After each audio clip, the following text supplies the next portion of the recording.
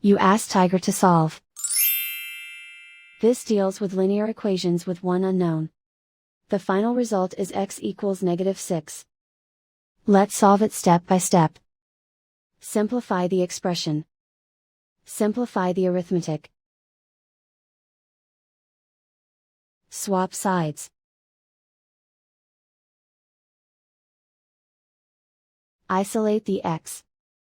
Divide both sides by -3. Cancel out the negatives. Simplify the fraction. Move the negative sign from the denominator to the numerator. Find the greatest common factor of the numerator and denominator. Factor out and cancel the greatest common factor. And so the final result is x equals -6.